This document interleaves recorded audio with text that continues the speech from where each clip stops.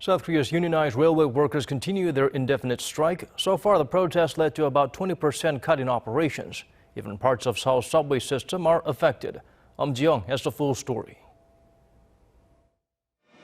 Train operations are being delayed on Friday in Seoul and the wider metropolitan area as unionized workers at the state-run Korea Railroad Corporation, known as KORAIL, are continuing their indefinite walkout for a third day.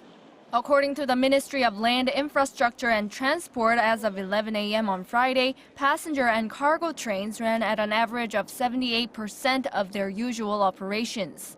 The operation of the affected subway lines in the Seoul metropolitan area was at around 86%. KTX high-speed trains were running at around 74%. Other passenger trains were at around 65%, and cargo trains were at around 25% the usual rates. KORAIL implemented emergency measures so that they can keep train operations running for the morning rush hours at around 92.5% and during the evening rush hours at roughly 84.2%. Subway lines 1, 3, 4 and the Gyeonggi-Jungang line, which are run by KORAIL, are affected by the strike, causing passengers to wait longer than usual. The Gyeonggi-Jungang line was particularly badly affected with just 124 trains a day, down from the usual 162, increasing waiting times to more than 30 minutes from the usual 10 to 20 minutes.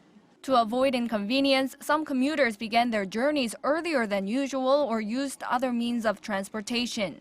The Transport Ministry said 8,237 workers, which is about 30% of KORAIL's workforce, are taking part in the strike.